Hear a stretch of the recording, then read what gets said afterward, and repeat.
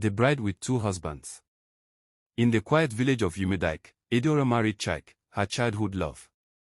Their joy was short-lived. Just 2 months after their wedding, Chike was reported dead in a ghastly accident while traveling to the city for work. Devastated and pressured by her in-laws who believed she was cursed, Edeora left the village to start anew in Lagos.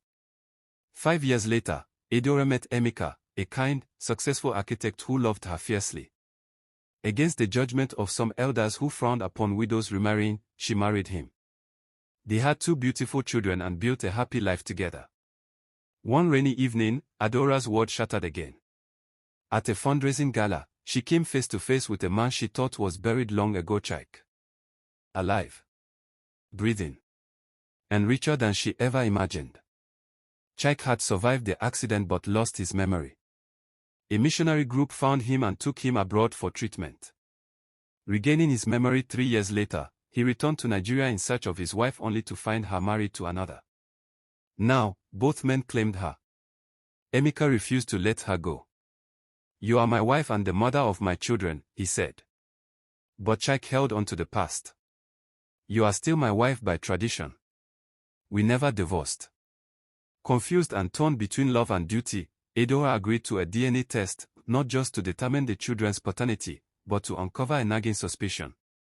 The results stunned everyone. Emeka was not who he claimed to be. His real name was Nnamdi. He had assumed his dead cousin Emeka's identity years ago to escape a criminal record. Everything, his credentials, his past, was a lie. But his love for Edeora and their children was real. Shocked, Edeora faced an impossible decision. Chike, her first love, wanted to reclaim his place.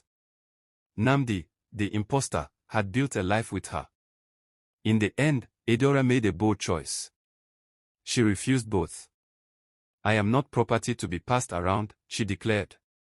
"I choose my children and my peace." She moved into a new home, started a women's empowerment NGO, and raised her kids with strength and grace, proving that sometimes, the heroine doesn't end up with either husband, but finds herself instead.